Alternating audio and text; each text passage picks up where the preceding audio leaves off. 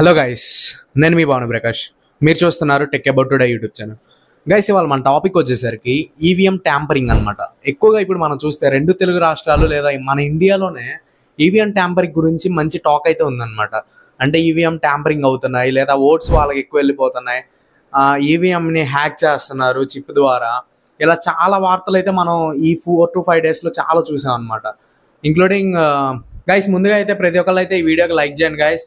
వీడియోస్కి అయితే లైక్స్ రావట్లేదు. ఇప్పుడు మనం చూసుకుంటే కనుక ఏపీ ఎలక్షన్స్ తీసుకుందాం. ఏపీ ఎలక్షన్స్లో సిబిఎన్ గారు మంచి మెజార్టీతో అయితే గెలిచారనమాట. దగ్గర 164 సీట్స్ అయితే గెలిచారు. అయితే ఎవరైతే వైసీపీ నేతలు ఉన్నారో వాళ్ళు ఏమంటున్నారంటే ఈవీఎంస్ అనేది ట్యాంపరింగ్ చేశారనే వార్త అయితే వస్తుందన్నమాట. సో అసలు మనం ఇప్పుడు మాట్లాడుకోబోయేది ఏంటంటే ఈవీఎంస్ అసలు ట్యాంపరింగ్ అవుతాయా, ఒకవేళ అవుతే ఎలా చేయొచ్చు, లేదా అసలు అవ్వకపోవటానికి ఉన్న రీజన్స్ ఏంటి అనేది మనం ఇప్పుడు మాట్లాడుకుందాము. So guys, go to the video.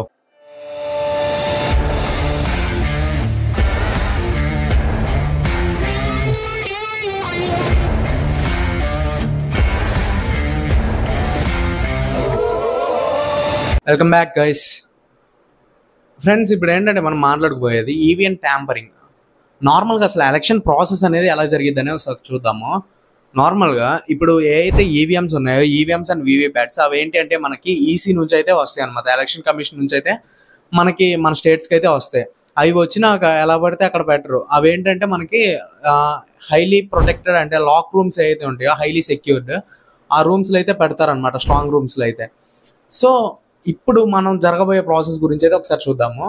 ఆ ఏ అయితే వీవీప్యాట్స్ అండ్ ఈవీఎంస్ ఉన్నాయో అవేంటంటే తీసుకెళ్ళేసి, అంటే ఇప్పుడు ఎలక్షన్ రేపు అనగా ఎలక్షన్ ఎక్కడైతే జరుగుద్దో, అంటే ఏ అయితే ఉంటాయో పోలింగ్ బూత్స్, ఆ బూత్స్ కాడికి అయితే చేరవేస్తారనమాట. తీసుకెళ్ళిన తర్వాత ఆ బూత్స్లో ఏంటంటే భద్రపరుస్తారు. అండ్ ఎవరైతే ఈసీకి సంబంధించిన ఎలక్షన్ కమిషన్ సంబంధించిన ఏజెంట్స్ ఉంటారో వాళ్ళైతే ఉంటారనమాట. సో ఎలక్షన్ డే మార్నింగ్ ఏదైతే ఉంటుందో, ఇప్పుడు ఫర్ సపోజ్ ఒక 4 types ఆఫ్ పార్టీస్ గురించి మనం మాట్లాడుకుందాం. Number 1 YCP, number 2 TDP and alliance అనుకుందాం.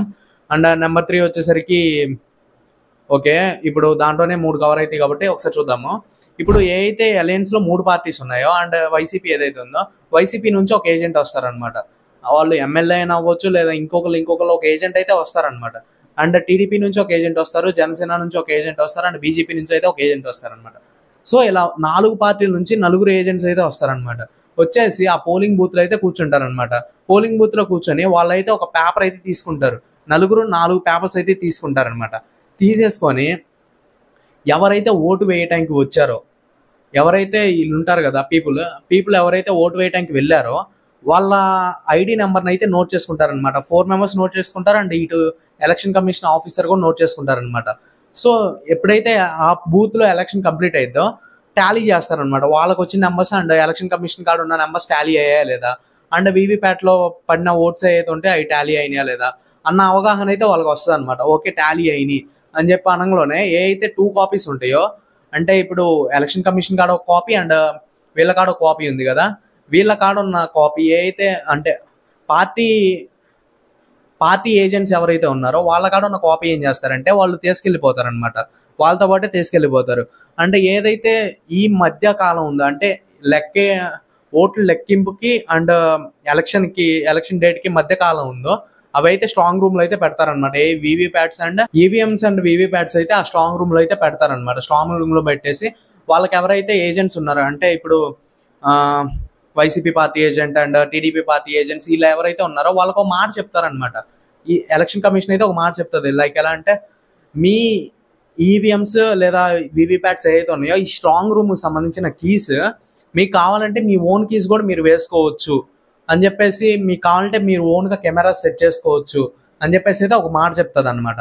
అప్పుడు వీళ్ళు ఏం చేస్తారంటే వీళ్ళు ఎలక్షన్ కమిషన్ మీద నమ్మకంతో ఉంచటమో లేదా వీళ్ళే స్వయంగా లాక్స్ వేసుకోవడమో ఏదో చేసి అయితే వస్తారనమాట. సో ఇక్కడ వాటికి ఏం తెలిసింది మనకి, ఓకే ఈ స్ట్రాంగ్ రూమ్లో సేఫ్గా ఉంటాయి అని చెప్పేసి. ఇప్పుడు మనం మాట్లాడుకోబోయేది ఏంటంటే ఆ వీవీప్యాట్స్ మార్చడానికి ఛాన్స్ ఉందా అనే దాని గురించి మాట్లాడుకుందాము. ఏవైతే వీవీప్యాట్స్ లేదా పోస్టల్ బ్యాలెట్స్ ఏవైతే ఉన్నాయో ఇవి మార్చడానికి ఛాన్స్ ఉందా అనే దాని గురించి మాట్లాడుకుంటే, ఏవైతే ఆ స్ట్రాంగ్ రూమ్ ఉందో ఆ స్ట్రాంగ్ రూమ్ సరౌండింగ్స్ మొత్తం కెమెరాస్ అయితే ఉంటాయి అనమాట. And inside and out side మొత్తం అయితే కెమెరాస్ ఉంటాయి. అండ్ ఎవరైతే అబ్జర్వర్ ఉంటారో వాళ్ళైతే ఈసీ నుంచి అయితే ఉంటారనమాట. ఈసీ నుంచి అయితే అబ్జర్వర్ అయితే పక్కా ఉంటారు.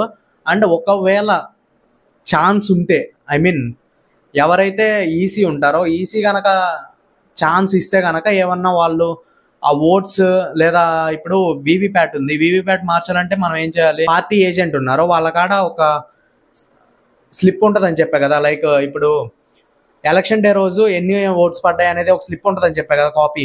ఆ కాపీలో ఏంటంటే ఒక బ్యాలెట్ నెంబర్ అయితే ఉంటుంది అనమాట. ఆ నెంబరు ఈ పోస్టల్ బ్యాలెట్ అంటే వీవీప్యాట్ ఉంటుంది కదా, వీవీప్యాట్ నెంబర్ రెండు టాలీ అవ్వాలన్నమాట. సో అందుకని చెప్పేసి ఏదైతే ఓట్స్ పడింది ఉంటుందో దాన్ని మార్చే ఛాన్స్ ఉంటుంది అనమాట అదే నెంబర్తో. సో ఒకవేళ ఈసీ ఒప్పుకుంటే ఈ ఛాన్స్ ఉంటుంది, కానీ నార్మల్గా అయితే అసలు జరిగే ఛాన్సే లేదనమాట.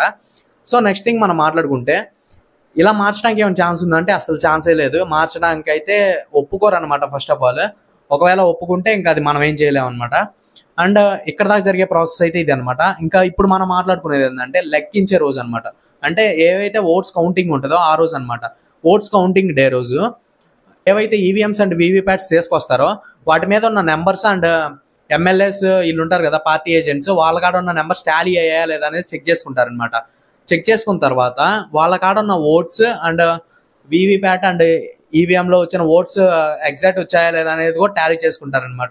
ఇది అయిపోయిన తర్వాత ఏవైతే పార్లమెంట్ లేదా అసెంబ్లీకి సంబంధించిన ఓట్స్ ఉంటాయో, ఫస్ట్ అసెంబ్లీకి సంబంధించిన ఓట్స్ లెక్కిస్తే కనుక పార్లమెంట్ సంబంధించిన ఓట్స్ లెక్కిస్తున్నా సరే ఈ రెండిట్లో ఏదో ఒకటి అయితే లెక్కిస్తారు కదా. లెక్కించిన తర్వాత వీళ్ళు ఏం చేస్తారంటే మొత్తం ఏవైతే వీవీప్యాట్లు అండ్ ఈవీఎంస్ ఉన్నాయో వాటికి సంబంధించిన నెంబర్స్ ఏవైతే ఉంటాయో పైన కోడ్ చెప్పే కదా, ఎమ్మెల్యేస్ కాడ ఉన్న కోడ్ వీవీప్యాట్కి ఉన్న కోడ్ రెండు టాలీ అవ్వాలన్నమాట. టాలీ అవ్వకపోతే వాళ్ళకి డౌట్ వచ్చేస్తుంది కదా వీళ్ళు మార్చారని చెప్పేసి.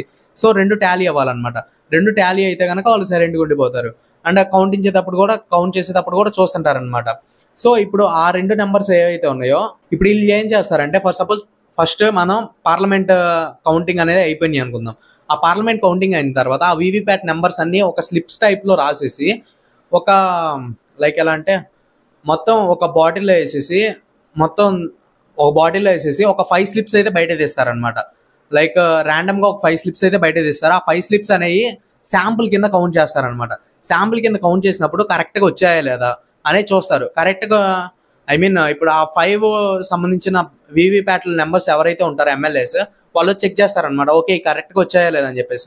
కరెక్ట్గా వచ్చాయంటే కనుక సైలెంట్గా ఇంకా అంటే ఓటింగ్ అయిపోయేదాకా ఇంకా సైలెంట్గా ఉంటారనమాట. అదే కరెక్ట్గా రాకపోతే ఏదో అక్కడ మిస్అండర్స్టాండింగ్ లేదా సంథింగ్ వీవీప్యాట్లు మార్చేశారు అనే టాక్ అయితే పక్కా వస్తుంది అనమాట. ఎందుకంటే వాళ్ళు ర్యాండమ్గా తీసిన 5లోనే అలా ఉంటే మిగతా అన్నిట్లో ఎలా రావాలన్న ఆలోచన అయితే వాళ్ళు వస్తుంది కదా. సో ఇది అనమాట జరిగే ప్రాసెస్. అండ్ ఇప్పుడు మనం మాట్లాడుకోవాల్సింది ఏంటంటే ఈ వీవీప్యాట్లు లేదా ఈవీఎంస్ అనేవి హ్యాక్ చేయొచ్చా అంటే ఏదైతే ఇప్పుడు మీకు వీడియో చూపిస్తాను చూడండి. ఇక్కడ ఈవీఎంలు ప్రపంచంలో ఎవరు వాడరు. ఎందుకు వాడరంటే ఆటోమేటిక్గా మ్యానిపులేట్ చేయడానికి అవకాశాలు ఉన్న ఈవీఎంలు. ఇట్ ఇస్ చిప్ను కానీ ఎవడైతే డిజైన్ చేశాడో ఎవడైతే దాన్ని మ్యానుఫ్యాక్చర్ చేశాడో వాడు అనుకుంటే దాన్ని కమాండ్ చేసే అవకాశం ఉంది. రెండోది ఇన్క్రిప్షన్ చేసామన్నా కూడా దాని ఇన్క్రిప్షన్ మళ్ళీ డీకోడింగ్ చేసే అవకాశం కూడా ఉంది. చూశారు కదా సిబిఎన్ గారు ఏం చెప్పారో.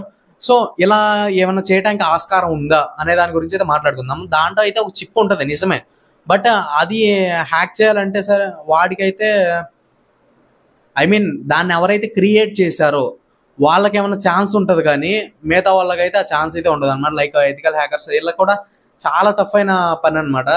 నార్మల్గా అయితే చేయడానికి చాలా కష్టం. అండ్ ఇంకోటి ఏంటంటే మొత్తం హార్డ్వేర్ లెవెల్లో సెక్యూరిటీ అయితే ఉంటుంది అనమాట. సో చేయడం అయితే హ్యాకింగ్ చేయడం అనేది అది మనం ఊహించకూడదు కూడా. హ్యాకింగ్ జరగదు అనే నేను గట్టిగా చెప్తాను. సో మనం మాట్లాడుకునేది ఏంటంటే ఇప్పుడు మెయిన్గా ఈ వీడియోకి సంబంధించిన ఎండింగ్ ఏంటంటే ఒకటి, వీవీప్యాట్లు ఈవీఎంస్ అయితే హ్యాకింగ్ అనేది జరగవు. అండ్ ఇంకోటి ఏంటంటే వీవీప్యాట్లు మార్చడానికి ఛాన్స్ ఉందా అంటే అది ఈసీలో ఎవరైతే ఎలక్షన్ కమిషన్ ఆఫీసర్ ఉంటారో వాళ్ళ చేతుల్లో ఉంటుంది, కానీ ఈ పార్టీ ఆఫీసర్స్ చేతులు అయితే ఉండదు. సో ఇదైతే క్లారిటీ వచ్చింది కదా. సో గైస్ ఇలాంటి వీడియోస్ వస్తూనే ఉంటే ప్రతి ఒక్కరైతే. So guys thanks for watching.